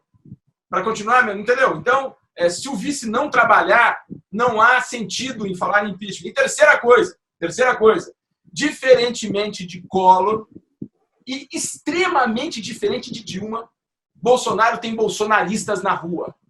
Se vocês quiserem, eu passo o telefone da minha mãe e vocês vão ver o que é uma pessoa que não sai do WhatsApp inventando coisa o tempo inteiro. Eu passo 30% do meu dia dizendo para minha mãe, mãe, não é assim. Não é verdade, o vírus existe. O Bolsonaro tem um séquito de seguidores. O Bolsonaro virou o bolsonarismo está próximo de uma religião já. É uma proto-religião, no sentido político, evidentemente, mas é uma proto-religião na qual o nome do meio dele é visto quase como uma realidade teológica. Portanto, essa ideia do bolsonarismo ela é muito diferente do dilmismo, que não tinha... Ninguém usava a camisa da Dilma e ia correr no Parque da Cidade. Bolsonaro tem isso. E, por fim, as ruas estão em lockout. A gente não tem dimensão das ruas ainda, porque as ruas têm dimensão de carreata, mas aí não vale. Né? Carreata não vale. E mais, e quando vierem as ruas, me perdoem os meus amigos de Curitiba, que eu sou do Paraná, os de Minas, os cariocas, o que importa é a Paulista. O que importa é lá. E não só o pró-impeachment, mas o contra também. Se o impeachment botar 1 milhão de pessoas na rua, mas o contra-impeachment botar 2 milhões, não tem impeachment. Então, são muitos diques para acontecer o impeachment que eu acho que está fora. E como você falou, acho mais fácil aí, se for para pensar numa saída, etc., essa saída Supremo Tribunal Federal. Só para terminar, um pouquinho aqui, um pouquinho de equalização das informações. Se o Supremo um dia vier a tirar o presidente da República pelo aceite da denúncia, assume o vice. Isso eu estou dizendo porque, num grupo de pensadores do direito, um cara acabou de dizer que assumiria o Rodrigo Maia. Não. Assume o vice. Só assume o Rodrigo Maia em caso dos dois saírem. E o caso dos dois saírem é a cassação da chapa. É o que a gente consegue pensar. É a cassação da chapa. Por fim, eu vi o meu amigo Julien. Aliás, o Julien é um grande DJ, viu? Para quem nunca viu o Julien tocar, ele é um grande DJ. O nosso amigo Julien falando aqui as suas considerações sobre o presidente da República. É verdade, eu acho, Julien. Eu acho que há uma falta de estadistas mesmo. Mas isso não é um problema do Bolsonaro. Isso é um problema geracional. Eu acho que isso é um problema da nossa geração. É um problema do Brasil hoje. Talvez, veja, para mim, o maior estadista mundial hoje está numa religião, que é o Papa Francisco. Né? Ele não está dentro de um programa partidário, ele está dentro de uma religião, entendeu? Então, eu acho que há, sim, uma escassez mundial de estadistas e a gente sofre com ela, né? Então, não dá para dizer que a Dilma é estadista também, entendeu? Só para não ficar dizendo que eu estou criticando o atual modelo. Perfeito, obrigado, Favete. E quem quer comentar? Toninho, eu estou vendo que você está inquieto aí. Não estou nada, estou tranquilo. Eu queria só fazer um comentário rápido a respeito do seguinte, quer dizer, houve aí uma menção ao fato de que Bolsonaro teria aumentado a sua popularidade após a saída do Mandetta e do Moro. O que houve, na verdade, foi uma migração de popularidade. Ele perdeu apoio na classe média e na classe alta e ganhou entre os mais pobres das regiões menos desenvolvidas e das periferias dos grandes centros, em razão dessa ajuda humanitária de 3 meses que foi dada. Mas esse é um apoio fugaz, e não é um apoio que se mantém no tempo. Terminada essa ajuda, e a crise que vem depois da pandemia para esse segmento é muito grande, porque o governo não vai ter como manter esse benefício e dificilmente vai ter critérios frouxos que alcance todo mundo. Então, esse é um segmento que vai, mais na frente, eventualmente se distanciar. Mas houve uma migração de apoio. Saiu classe média e classe alta e ingressou, essas pessoas estão recebendo esse auxílio, atribuindo ao presidente da República essa iniciativa. Quando, na verdade, foi do Congresso, o governo só topava R$200 e o Congresso forçou a barra para chegar em 600. E outro aspecto, o Favete mencionou aí que o presidente tem respeitado as decisões do Supremo, mas ele disse que não aceitará mais interferência, né? Novas interferências, não tolerará novas interferências no futuro. Isso é uma ameaça, claro, que não vai respeitar o Estado de Direito, né? Não vai respeitar decisões judiciais. Agora, por outro lado, também no Brasil, se banalizou muito o fato de que instituições e poderes sem voto, sem soberania popular, tomando decisões e limitando a atuação de quem tem voto e de quem tem soberania popular. Isso vai ser brevemente revertido, tanto no Congresso quanto na Presidência da República, porque não faz sentido se tomar decisão, né, substituindo a soberania popular sem que haja um fato determinado, claro e objetivo que justifique isso.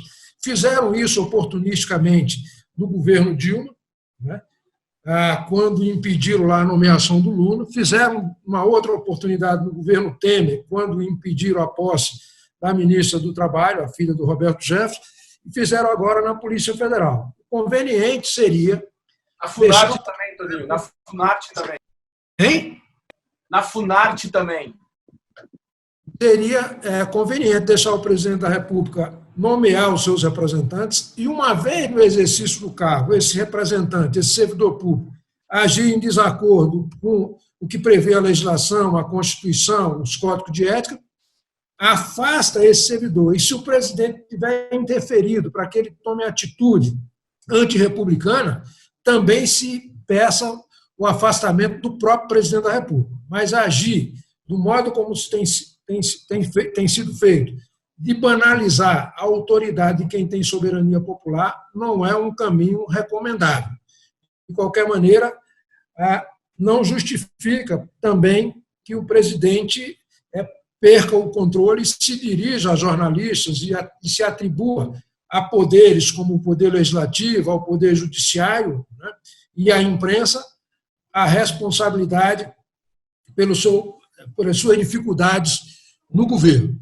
Então, isso tem que ter esse tipo de equilíbrio, esse tipo de ponderação. Eu concordo com o Favete que essa decisão de processar o presidente da República, processar a chapa, é um processo difícil, só mesmo essa CPI das fake news poderia fornecer matéria para isso, até agora não existe. E o próprio Congresso, setores do Congresso, teria resistência a se permitir imediatamente essa cassação da chapa, porque, além do tempo não ser possível para isso, por conta da eleição no TSE, e é o TSE que analisaria isso, além disso, não gostaria de que houvesse uma eleição direta. Se tiver que haver eleição complementar, boa parte dos parlamentares prefere que seja indireta, até porque tem a chance de que seja um deles. Isso só seria possível a partir do terceiro ano do mandato. Até o segundo ano teria que ser direta para cumprir o restante do mandato. Em relação à decisão, de fato, o presidente da Câmara ficaria muito mais confortável de aguardar uma eventual decisão do Supremo a partir de denúncia do Procurador-Geral da República do que de iniciar o processo de impeachment. De qualquer modo, em ambos os casos, seja o processo de impeachment, seja a autorização para caçar por crime comum o presidente da República a pedido do Procurador-Geral da República por intermédio do Supremo Tribunal Federal, haveria a necessidade de 2/3 dos votos na Câmara dos Deputados para autorizar esse processo. Então, também não é uma tarefa fácil. Então, nós vamos, provavelmente, se não houver uma perda acelerada da legitimidade, da popularidade do presidente e também uma maior aceitação em relação ao vice, nós vamos ter que conviver por muito tempo com esse conflito, com essa tensão, e não sei até quando, considerando o nervosismo do presidente, as instituições vão ser capazes de tutelar. Ele disse, após aquela decisão, que não toleraria, e chegou a ameaçar nomear novamente o diretor da Polícia Federal, aquele que tinha sido objeto da decisão judicial. Então, é profundamente temerário esse ambiente que se vive, e ele é desorganizador. Qual é o investidor nacional ou internacional que vai investir num país com o presidente da República que tem uma postura como a do atual? Isso as pessoas têm que saber como é que o presidente se comporta, qual é o nível de comprometimento com sua agenda. Nenhum, zero. Encaminha os projetos, desencaminhei o Congresso que se vire. Não é assim. No mundo inteiro, os presidentes se empenham para viabilizar seu governo.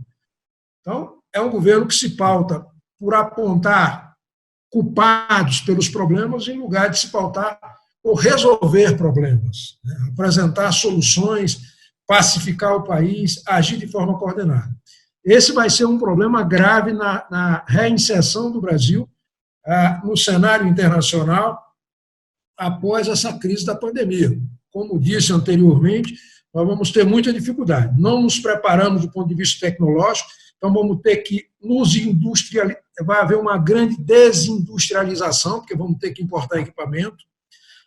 talvez tenhamos que importar até mesmo mão de obra, porque não treinamos pessoal para essa inovação, essa digitalização, essa automação, que tem o auxílio da inteligência artificial. Então, tem uma série de mudanças significativas, transformações que vão afetar as nossas vidas e que, tendo um presidente da República com nível de tolerância razoável, com a clareza das dimensões das suas funções, facilitaria muito essa travessia que nós vamos ter que fazer. E com um presidente que é contestador, né, que é aquele que gosta, que se nutre a partir das polêmicas, isso não ajuda em nada, sinceramente. Antônio, obrigado pela contribuição. Eu concordo com você nesse ponto que a gente ainda não tem ambiente para isso, o ambiente político permanecerá no cenário que a gente vive hoje. O tensionamento continuará grande, até pelo aquilo que o Favete colocou, a gente vive uma polarização, já não é de hoje, mas hoje, assim como está posto, o impeachment não prospera e não tem ambiente para prosperar. Eu acho que a coisa fica como está. E o tensionamento que a gente já vive, como o Favete colocou, de algum tempo, também se mantém. Guilherme, Cidade, vocês querem fazer algum comentário? A gente está indo também já para 1h45 de evento, quase caminhando para 2 horas. Né? Daqui a pouco a gente caminha para as considerações finais. Aí. Eu acho que as manifestações aqui de várias pessoas, né, criam pautas adicionais para futuros encontros como esse, sabe?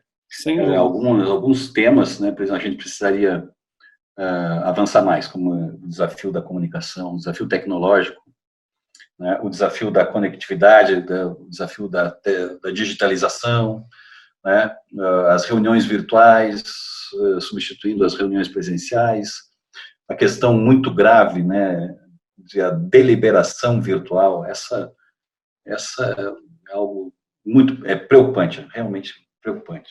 Se nós tínhamos o pianista, né, presencial, imagina em deliberações virtuais o que pode acontecer, não é?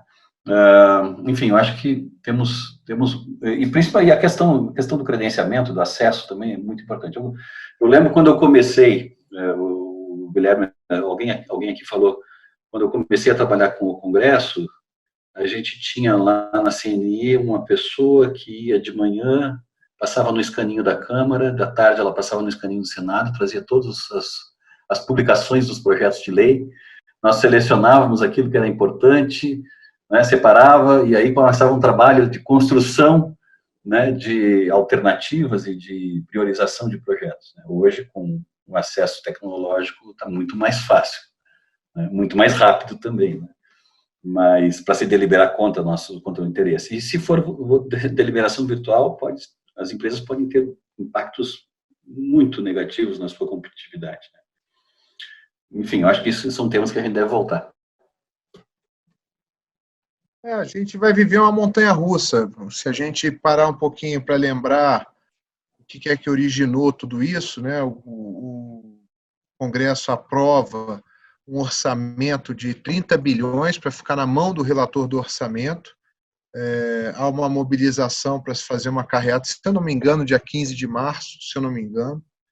Ia ser a maior carreata, mobilização, apontava-se para a maior mobilização, ou seja, o presidente da República sairia extremamente fortalecido daquele ato, assim as pessoas estavam lendo. E aí vem a questão do lockdown, da quarentena, e aí você tem um giro de 180 graus.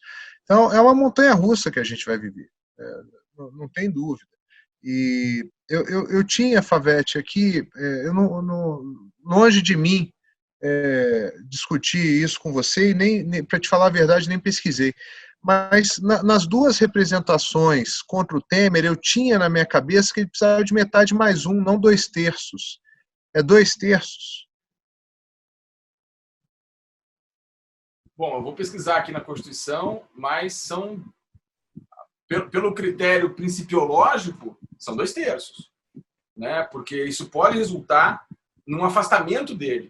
Então, eu acho que, vou pegar aqui na Constituição aqui rapidamente, mas Pelo que eu lembro, são 2/3, sim. Já confirma.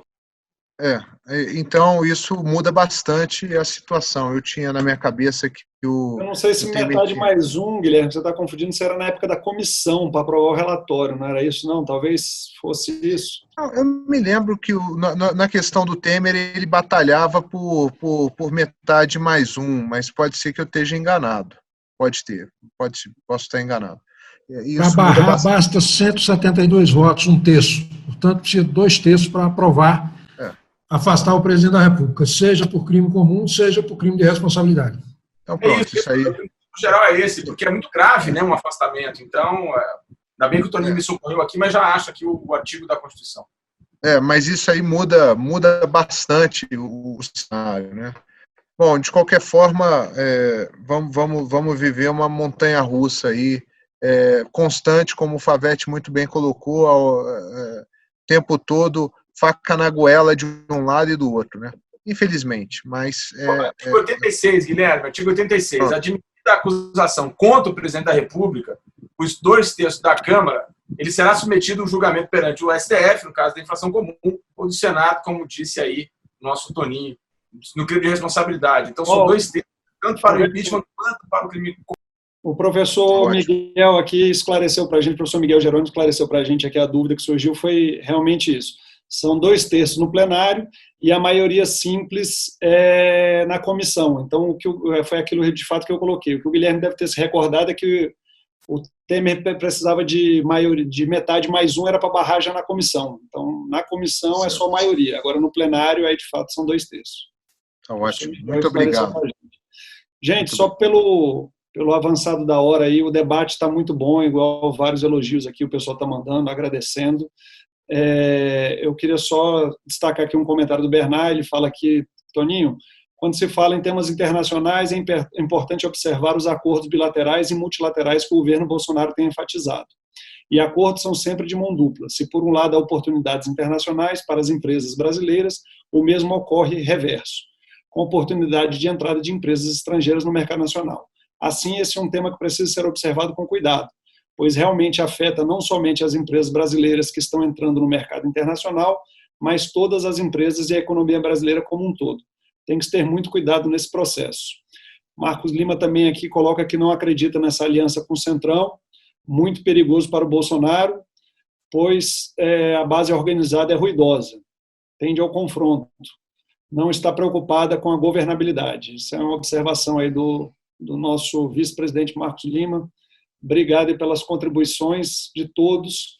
Eu queria aí só que a gente pudesse caminhar para as considerações finais aí de cada um de vocês aí e a gente pudesse ir encaminhando para esse encerramento. O debate é muito rico, a participação de todos aí é muito enriquecedora, sem dúvida aí palestrantes de peso, o pessoal que nos assiste também, nos acompanha, só profissionais do mais alto nível aí assistindo e comentando e participando, que enriquece mais ainda esse debate. Agradeço enormemente aí a presença de todos. O tempo inteiro aí no webinar, a gente aí com 60 pessoas para cima, agora chegando ao final, que a gente ainda está com 50 pessoas conectadas. Então, um nível bastante expressivo para esse tipo de evento, né? O pessoal lá da EGV, quando eu participei, a média sempre não... Isso falando de eventos da EGV, a gente está fazendo só um evento interno dentro de casa, então, assim, só para os nossos associados, e a gente está com uma participação bastante expressiva. Muito obrigado a todos aí que nos acompanham. E aí, por favor, vamos para os comentários aí. Luiz, por ordem, eu vou falar porque quem fala por último é que sabe mais, então já vou abrir aqui essa área. Olha, parabéns, foi ótimo, excelente debate, riquíssimo, altíssimo nível, vamos fazer mais. Penso que a gente ganha muito com isso. E agradecer muito aí o seu convite, agradecer a todos que nos acompanharam, e principalmente ao Favete, ao Toninho, ao Cidade, e a Cláudia Lira, que foi ótimo aqui a participação dela. Nós tenhamos cada vez mais pessoas como ela aqui debatendo com a gente. Boa, obrigado a todos também. Favete, agora você é o último, porque você é o mais sabido de nós. Né? Imagina, eu tenho que falar agora, você vai falar por último. Agradecer aí o nosso Marco Lima, que está aí nos ouvindo também. Eu sempre, quando tenho dúvida, eu falo com ele. Grande liderança, grande mestre de todos. E a minha mensagem final é o seguinte: 11% da dívida brasileira está na mão de estrangeiros. Isso significa que o problema é nosso. 90% está na nossa mão. O problema do Brasil é nosso, né? E dessa maneira, o Paulo Guedes disse ontem que quem vai salvar o Brasil é o mercado privado, porque só tem 1% para investir, então é o mercado privado que vai ter que fazer investimento. Logo, nós precisamos azeitar, especialmente da parte da administração, as relações público-privada. Porque, como o Toninho disse, quem confia em investir no Brasil? E mais, o para-choque dos investimentos são os profissionais de RIG. São os profissionais de RIG que estão na frente dos investimentos. Portanto, é verdade. O simples não acesso ao Congresso Nacional, ao fim da cauda, significa menos investimentos no Brasil, significa sair mais tarde desse atoleiro, entendeu? Então, a importância do profissional de RIG está até aí, para ajudar o Brasil a sair desse atoleiro, porque a bronca é nossa, a dívida é nossa. Quem vai tirar o Brasil desse atoleiro todo somos nós. Não vai ser o Paraguai que vai vir aqui e vai dar um modelo para a gente sair do atoleiro. Somos nós por nós mesmos. Obrigado a todos. Beijo no coração. Eu acho também, Favete, que, infelizmente, né, os preceitos liberais mais puros que o nosso ministro advoga e defende, e, enfim, preconiza, certamente vão ter que ser deixados um pouco de lado para considerar um outro tipo de liberalismo, né? Um liberalismo com alguma intervenção estatal e, eventualmente, com emissão de moeda e, eventualmente, gerando alguma inflação, porque, efetivamente, nós não teremos como superar os efeitos dessa crise sem uma participação governamental no bom e velho modelo keynesiano. Eu não vejo outra alternativa, né? Mas isso eu acho que é uma conversa para uma outra reunião como essa. Eu queria agradecer ao Luiz Henrique pela oportunidade de estar aqui, fico à disposição também para outros debates, né? Estou aqui me oferecendo, né? Agradecer ao Toninho, Guilherme, Luiz Henrique, Favete, Bernardo, por nos dar esse apoio. Muito obrigado, Bernardo, né? Isso foi realmente uma grande contribuição, né? E queria registrar, viu, Luiz Henrique, que eu acabei convidando algumas pessoas que não são da associação para participar, que me pediram o link, e uma delas eu vejo que está até agora aqui, que é o jornalista Carlos Kober, que é um especialista em comunicação, e certamente ele vai me dar alguma contribuição aí, porque ele conhece muito isso, né? Não, que bom. Seja bem-vindo e, quem sabe, né, de repente ele se associa a gente e se junta à briga e contribui muito conosco também, né? Com certeza. Bem-vindo. A gente tinha falado, você tinha falado que convidaria algumas pessoas, não tem nenhum problema. Uhum. Eu digo isso na grande maioria, o evento é dos nossos associados, mas os convites que foram enviados todos são muito bem-vindos e é uma oportunidade de conhecer um pouquinho também da nossa briga. Muito bom. E eu queria saudar e te propor o seguinte: depois que passar a crise, né, que a gente fizesse uma reunião como essa, debates como esses, que ao final tivesse o Julien lá tocando, né, e o Marcos Lima escolhendo o vinho, porque aí sim a gente estaria muito bem com a cultura e com a diversão. Com certeza. Vamos fazer em breve, se Deus quiser, isso tudo vai passar e a gente vai poder estar junto. Presencialmente, que é melhor. E aí, Toninho, por favor, a palavra é sua. Só rapidamente fazer um comentário a respeito do colega que mencionou aí os acordos e os tratados internacionais, tem reciprocidade, mas não tem tratado que sobreviva a declarações presidenciais em sentido contrário. O mercado vive de expectativas. Se você tem um titular do Poder Executivo, tem as funções de chefe de Estado, chefe de governo, líder da nação, e diz que tem o apoio das Forças Armadas, tem apoio popular, e faz uma declaração em sentido diferente do que prevê os tratados e os acordos internacionais, eu, sendo empresário estrangeiro, pensaria 2 ou 3 vezes antes de me relacionar com esse país. Então, tem sim interferência desse ponto de vista e é muito forte. Há também uma tendência de internalizar uma série de produção de bens e insumos que agora, nessa pandemia, as pessoas tiveram dificuldade de importar. Então, os diversos países vão se fechar a produzir internamente uma série de produtos considerados essenciais. Então, isso vai claramente afetar as exportações, não só do Brasil, mas de todos os países. O agronegócio tem grandes perspectivas, porque é produção de alimentos e o mundo inteiro necessita, então, nesse campo, há muita possibilidade. Agora, o que eu queria chamar a atenção para concluir é que essa pandemia fez com que o Congresso, para salvar vidas, salvar empregos, salvar empresas e salvar governos estaduais e municipais nesse momento de dificuldade de arrecadação, de perda de arrecadação, fez um orçamento de guerra, uma autorização para gastar sem limite. Essa conta vai ser apresentada logo assim que terminar essa pandemia. O preço disso vai ser muito elevado.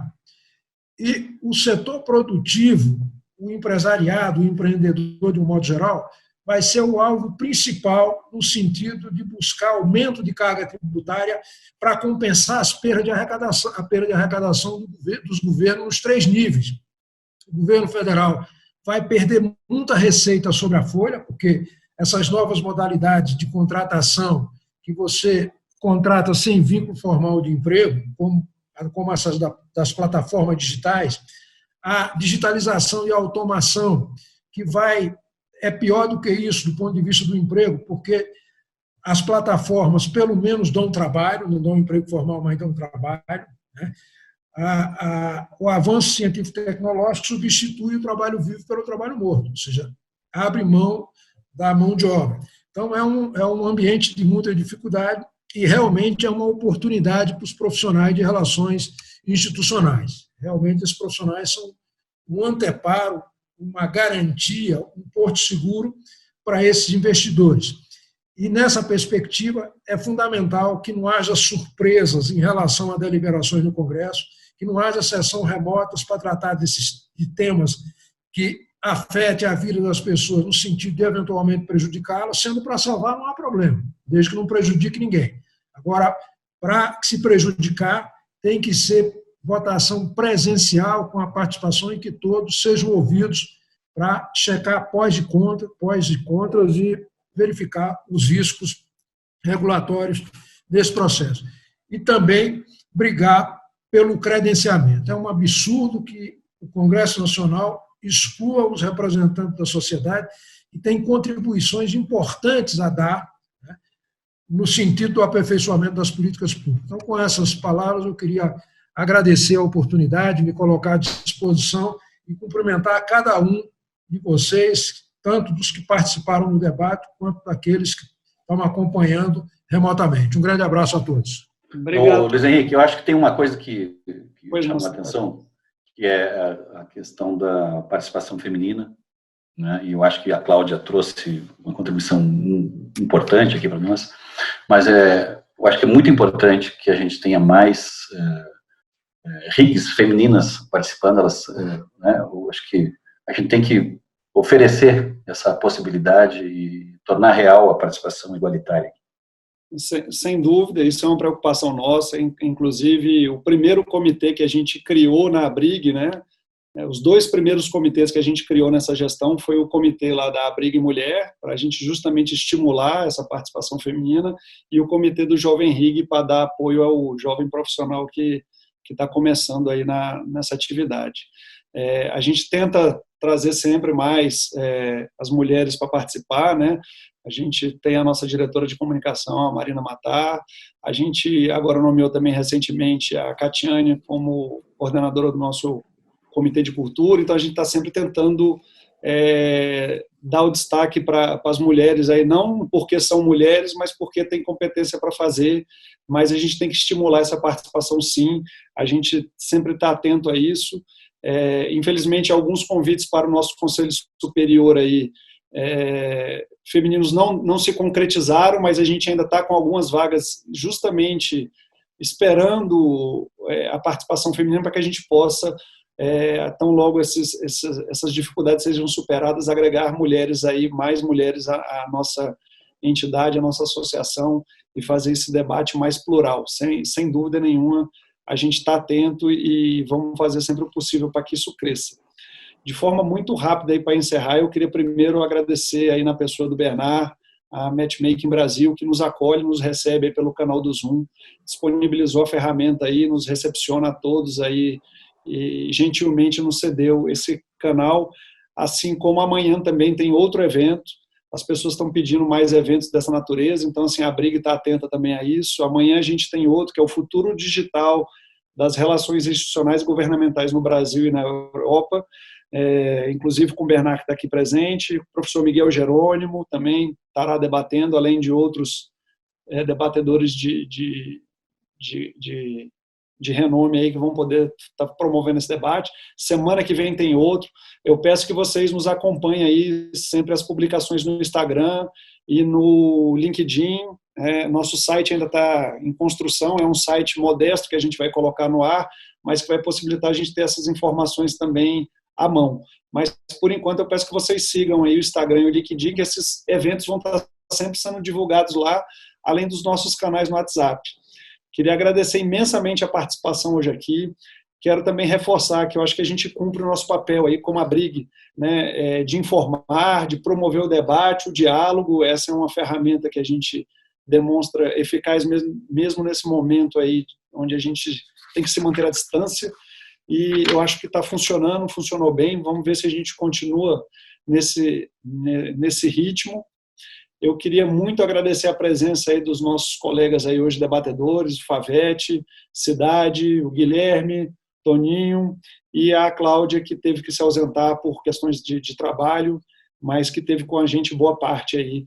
E essa presença maciça aí dos associados, só pessoas eu não vou citar aqui nome de um a um, porque todos de grande relevância aí para a nossa entidade, mas só profissionais de peso, o que engrandece muito o evento, a participação de todo mundo.